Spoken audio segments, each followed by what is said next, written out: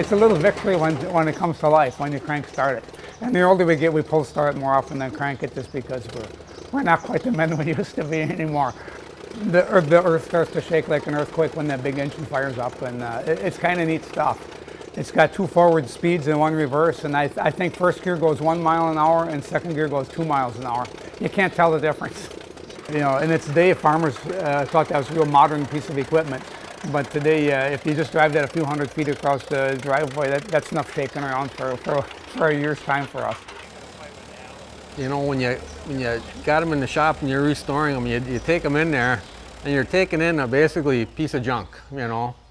And when you bring it back out, it's painted up nice, it runs nice, and it gives you a good feeling, you know, a sense of accomplishment, you know, as far as what you did to that tractor, you know, because it could have been scrapped out and melted down and made into a new one, you know, and here you saved it, and it's a nice tractor again, you know.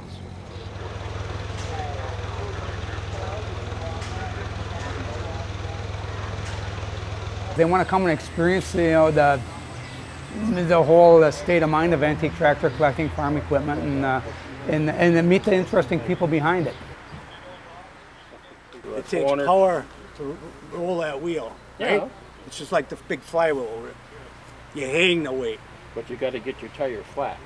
Yeah, you don't want. You want more spread, you know, more on the surface on the ground. You want a wide rim.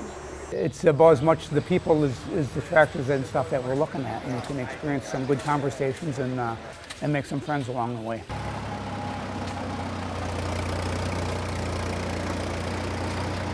It's interesting, you know. Yeah, somebody might buy one tractor and almost immediately they're looking for a second one. They get bitten by the bug, so to speak, and so as they're driving around the countryside, they're always looking behind barns and and opening the shed doors and stuff to see if there's something neat in there.